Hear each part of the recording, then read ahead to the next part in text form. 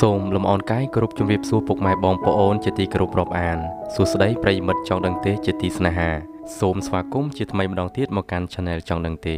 បាទថ្ងៃនេះដែរខ្ញុំមានរឿងសំខាន់មួយចង់ចែករំលែកជូនពុកម៉ែបងប្អូនទាំងអស់គ្នាបាទរឿងនេះគឺសំខាន់មែនទែនបងប្អូនបាទតាក់ទងទៅនឹងអាយុជីវិតផងដែរប្រសិនបើមិនបានមើលវីដេអូនេះទេប្រហែលជាមិនដឹងទេបងប្អូនបាទសូមកុំទាន់អានបដូរទៅវីដេអូផ្សេងបងប្អូនបាទចាំស្ដាប់ខ្ញុំបន្តិចបងប្អូននាពេលបច្ចុប្បន្ននេះពុកម៉ែបងប្អូនបានស្គាល់យ៉ាងច្បាស់ហើយថាជំងឺលើសឈាមដែលយើងតែងតែនិយាយអញ្ចឹងណាបងប្អូនបាទតាមពិតវាលើសសម្ពាធឈាមទេបងប្អូនបាទឥឡូវនេះខ្ញុំបាទធ្វើការស្រាវជ្រាវគឺបានឃើញនៅចំណេះដឹងមួយដែលតាក់ទងទៅនឹងចំណីអាហារហើយចំណីអាហារទាំង3ប្រភេទនេះវាអាចជាឥទ្ធិពលអាក្រក់ទៅដល់ពុកម៉ែបងប្អូនដែលមានជំងឺលើសសម្ពាធឈាមហើយខ្ញុំសង្ឃឹមថាវីដេអូនេះនឹងធ្វើឲ្យពុកម៉ែបងប្អូនមានការប្រុងប្រយ័ត្នច្រើនជាងមុនបាទពុកម៉ែបងប្អូនប្រហែលជាឆ្ងល់ហើយថាតើមុខម្ហូបអ្វីទៅឬក៏ម្ហូបអាហារប្រភេទណាទៅទាំង3ប្រភេទនេះដែលវាធ្វើឲ្យប៉ះពាល់ទៅដល់ពុកម៉ែបងប្អូនដែលកំពុងតែប្រឈមនឹងជំងឺលើសសម្ពាធឈាមនេះតោះមិននៅរងចាំយូរទេសូមពុកម៉ែបងប្អូនទៅទស្សនាជាមួយខ្ញុំទាំងអស់គ្នាប៉ុន្តែសម្រាប់ពុកម៉ែបងប្អូនដែលទើបតែអញ្ជើញមកថ្មីសូមមេត្តាជួយចុច Subscribe និងដាក់សញ្ញារូបកណ្ដឹងម្នាក់មួយបាទដើម្បីថ្ងៃស្អែកយើងបានជួបគ្នាបន្តទៀតបាទអរគុណឥឡូវយើងចូលខ្លឹមសារតែម្ដងបាទសម្រាប់ពុកម៉ែបងប្អូនដែលមានជំងឺលើសឈាមច្បាស់ជាមានអារម្មណ៍តានតឹងខ្លះមិនខានជាពិសេសតាក់ទងទៅនឹងចំណីអាហារដែលគាត់ឃ្លានហើយគាត់អត់សូវបានញ៉ាំហើយចំពោះមួយទៀតនោះគឺរបស់ឆ្ងាញ់តែម្ដងសុទ្ធតែញ៉ាំអត់បានមិនតែអញ្ចឹងទាំងអស់ទេពុកម៉ែបងប្អូនទោះលើឈាមក៏យើងត្រូវតែញ៉ាំអាហារដែលមានវីតាមីនប្រូតេអ៊ីនរួមទាំងសារធាតុចិញ្ចឹមឲ្យបានគ្រប់គ្រាន់ផងដែរបាទដើម្បីជួយសុខភាពឲ្យល្អឡើងវិញគ្រាន់តែថាអាហារ3ប្រភេទដែលខ្ញុំចង់ជម្រាបជូននេះគឺវាអាចបង្កឲ្យជំងឺរបស់យើងកាន់តែមានស្ថានភាពធ្ងន់ធ្ងរបាទប្រភេទចំណីអាហារទី1នោះគឺប្រភេទចំណីអាហារដែលមានជាតិសូដ្យូមខ្ពស់បាទគឺអំបិលតែម្ដងបាទគឺចង់និយាយចំទៅគឺចំណីអាហារដែលមានជាតិប្រៃខ្ពស់បងប្អូនបាទអញ្ចឹងជាចំណុចនេះគឺបងប្អូនប្រហែលជាគាត់ដឹងគ្នាច្រើនហើយបាទមិនបាច់ចាំអេដមីននិយាយច្រើនទេប៉ុន្តែក៏ចង់បង្ហាញបន្តិចតែហេតុអីបានវាប៉ះពាល់ទៅដល់សុខភាពបាទសម្រាប់អាហារដែលមានជាតិសូដ្យូមខ្ពស់គឺមានដូចជាពពុះអាហារកំប៉ុងពពុះស៊ុបពពុះអាហារ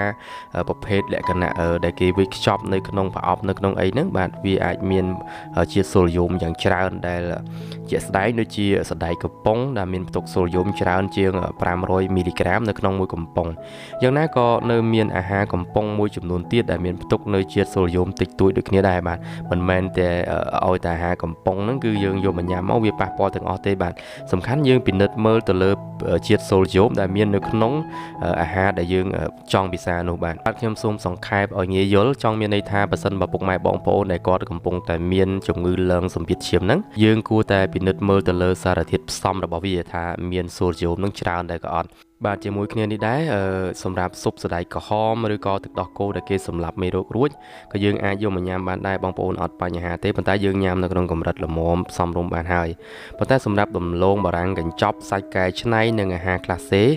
ដែលលក្ខណៈឆ្អិនស្រាប់គឺសុទ្ធតែផ្ទុកទៅដោយសូដ្យូមខ្ពស់បងប្អូនបាទនៅពេលដែលយើងញ៉ាំសារធាតុទាំងនេះច្រើននឹងធ្វើឲ្យសម្ពាធឈាមយើងកាន់តែឡើងខ្ពស់នាំឲ្យកើតហានិភ័យសុខភាពជាច្រើនជាពិសេសជំងឺសរសៃឈាមបេះដូងតែម្ដងប្រភេទអាហារទី2បងប្អូនបាទគឺជាតិអាល់កុលសម្រាប់ការទទួលទានគ្រឿងស្រវឹងច្រើនពេកបានន័យថានៅក្នុងគ្រឿងស្រវឹងគឺមានសារធាតុអាល់កុលប៉ុន្តែបើសិនជាយើងពិសាច្រើនគឺវានឹងធ្វើឲ្យសម្ពាធឈាមយើងឡើងកាន់តែខ្ពស់បើតាមវិជ្ជបណ្ឌិតឯកទេសជំនាញខាងជំងឺលើសសម្ពាធឈាមនៅសិង្ហបុរីបានណែនាំថាស្ត្រីគួរកាត់បន្ថយការផឹកគ្រឿងស្រវឹងយ៉ាងច្រើនត្រឹមតែ2កែវក្នុងមួយថ្ងៃខណៈពេលប្រុសអាចផឹកច្រើនបំផុតត្រឹមតែ3កែវនៅក្នុងមួយថ្ងៃតែប៉ុណ្ណោះបាទបងប្អូនតាមស្តង់ដារការពិសាគ្រឿងស្រវឹងគឺចង់និយាយថាបើសិនជាយើងលើសឈាមអាចផឹកពី2ទៅ3កំប៉ុងស្រាបៀរធម្មតាចំណុះប្រហែលជា220មីលីលីត្របងប្អូនបាទឬក៏ស្រាមួយកែវតូចបាទមិនឲ្យលើសពីចំនួនដែលយើងកំណត់នៅក្នុងការបង្ហាញជូននេះទេបងប្អូនបាទបើសិនបើលើសគឺវាអាចលើសជាតិអាល់កុលដែលប៉ះពាល់ទៅដល់បញ្ហាធ្ងន់ធ្ងរនៃជំងឺឡើងសម្ពាធឈាមរបស់យើងបាទប្រភេទអាហារទី3គឺប្រភពអាហារដែលមានជាតិខ្លាញ់ច្រើនបាទជំងឺលើសឈាមភាគច្រើនគឺទំនងជាកើតឡើងនៅពេលដែលយើងលើសទម្ងន់ យើងគួរតែរក្សាសន្ទុះទម្ងន់ធៀបទៅនឹងកម្ពស់ដែលគេឲ្យឈ្មោះថា BMI ឲ្យនៅចន្លោះប្រមាណពី 18.5 ទៅ 22.9 ដើម្បីធ្វើឲ្យរាងកាយមានទម្ងន់សមល្មមចំពោះប្រុសវិញដែលមានរង្វង់ចង្កេះធំជាង 91 សង់ទីម៉ែត្រ រីឯស្ត្រីគឺធំជាង 81 សង់ទីម៉ែត្រ គឺប្រឈមខ្ពស់នឹងការជំងឺលើឈាមនេះឯង វិធីសាស្ត្រល្អបំផុតជួយសម្រកទម្ងន់យ៉ាងមានប្រសិទ្ធភាពគឺកាត់បន្ថយការញ៉ាំអាហារខ្លាញ់ក្នុងខ្លាញ់ 1 ក្រាមគឺមានផ្ទុក 9 កាឡូរីខណៈកាបូអ៊ីដ្រាតនិងប្រូតេអ៊ីនមានកម្រិតកាឡូរីត្រឹមពាក់កណ្ដាលនៃកម្រិតខ្លាញ់នោះប៉ុណ្ណោះម្យ៉ាងទៀតពុកម៉ែបងប្អូនដែលគាត់កើតជំងឺលើឈាមហ្នឹងគាត់ត្រូវកាត់បន្ថយការញ៉ាំបានតាមរយៈការកាត់បន្ថយញ៉ាំអាហារបំពងហើយនឹងពពុះក្រែមនិងពពុះនំប៉័ងដុតហើយអ្វីដែលចាំបាច់បំផុតនោះគឺពុកម៉ែបងប្អូនត្រូវកាត់បន្ថយការញ៉ាំខ្លាញ់ឆ្អែតបាទ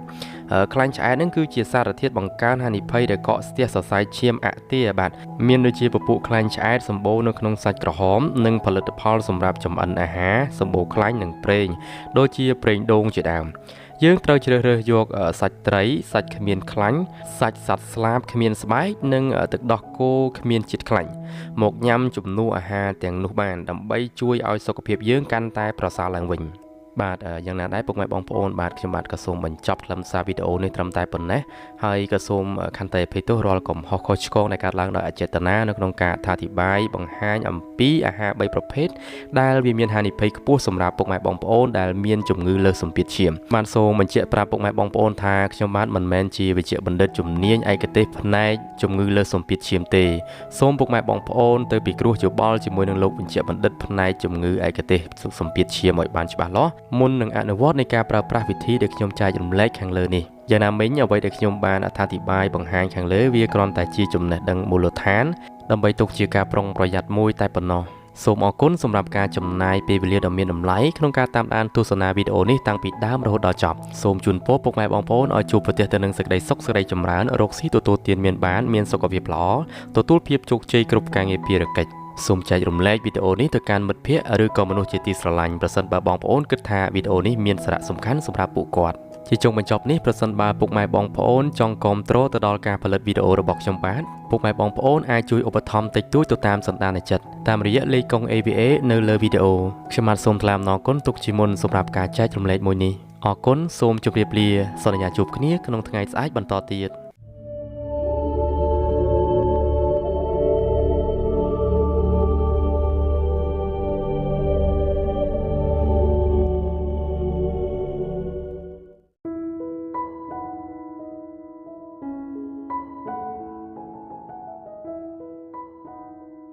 សូមអនុញ្ញាតគោរពជំរាបសួរពុកម៉ែបងប្អូនជាទីគោរពរាប់អានសួស្តីប្រិយមិត្តចង់ដឹងទេជាទីស្រឡាញ់ថ្ងៃនេះដែរខ្ញុំមានរឿងសំខាន់មួយចង់ចែករំលែកដល់ពុកម៉ែបងប្អូនទាក់ទងទៅនឹងដំឡូងបារាំងដោយផ្អែកទៅលើការស្រាវជ្រាវរបស់ខ្ញុំកន្លងមកខ្ញុំសង្កេតឃើញថាដំឡូងបារាំងពិតជាមានអត្ថប្រយោជន៍ច្រើនណាស់សម្រាប់សុខភាពដោយពុកម៉ែបងប្អូនធ្លាប់ស្គាល់និងធ្លាប់ជឿជាក់ហើយអញ្ចឹងថានរណាក៏ស្គាល់អំពីអត្ថប្រយោជន៍របស់ដំឡូងបារាំងដែរក្រៅអំពីការច្នៃប្រឌិតឲ្យคล้ายទៅជាម្ហូបអាហារដ៏ច្រើនប្រភេទនោះដំឡូងបារាំងក៏ជាឱសថមួយដ៏ប្រសើរសម្រាប់សុខភាពពុកម៉ែបងប្អូនផងដែរប៉ុន្តែគួរឲ្យចម្លែកបន្ទាប់ពីខ្ញុំធ្វើការសិក្សាស្រាវជ្រាវជាបន្តបន្ទាប់ក៏ឃើញមានគេហទំព័រមួយគាត់បានបង្ហាញយ៉ាងច្បាស់ថាដំឡូងបារាំងមានផ្ទុកនៅសារធាតុពុល2យ៉ាងហើយគាត់បានព្រមានថាឲ្យមានការប្រុងប្រយ័ត្នចំពោះលក្ខណៈសម្គាល់ទាំងអស់នោះផងដែរតើពុកម៉ែបងប្អូនមានចម្ងល់ដែរឬទេបន្តិចទៀតនេះខ្ញុំបាទនឹងលើកយកមកបង្ហាញជូនប្រិយមិត្តទាំងអស់គ្នាឲ្យបាត់មន្ទិលសង្ស័យតែមុននឹងចាប់ផ្ដើមខ្ញុំបាទក៏សូមសំណូមពរឲ្យពុកម៉ែបងប្អូនជួយចុច Subscribe និងដាក់សញ្ញារូបកណ្ដឹងក្រែងលោថ្ងៃស្អែកយើងបានជួបគ្នាបន្តទៀតមួយវិញទៀតប្រសិនបើពុកម៉ែបងប្អូនយល់ថាវីដេអូដែលខ្ញុំធ្វើទៅនេះមានអត្ថប្រយោជន៍សូមធ្វើការចែករំលែកទៅកាន់មនុស្សជាទីស្រឡាញ់អរគុណច្រើនឥឡូវយើងចូលសាច់ការតែម្ដងជាដំបូងនេះខ្ញុំសូមបង្ហាញពីអត្តសញ្ញាណរបស់ដំឡូងបារាំងខ្លះៗហើយនឹងអត្ថប្រយោជន៍ដំឡូងបារាំងជាការពិតណាស់ដំឡូងបារាំងគឺជាអាហារមួយប្រភេទដែលមានការពេញនិយមខ្លាំងបំផុតសម្រាប់មនុស្សនៅបៃអឺរ៉ុបហើយឥឡូវនេះប្រជាជនកម្ពុជាយើងក៏ចូលចិត្តទទួលទានផងដែរព្រោះថាវាមានរសជាតិឆ្ងាញ់និងផ្ដល់សារធាតុចិញ្ចឹមជាច្រើនសម្រាប់សុខភាពគឺដោយសារតែដំឡូងបារាំងគឺមានផ្ទុកនៅកាឡូរីទាបជាតិសរសៃខ្ពស់វីតាមីន B6 វីតាមីន C ប៉ូតាស្យូមកាល់ស្យូមនិងម៉ង់កាណេស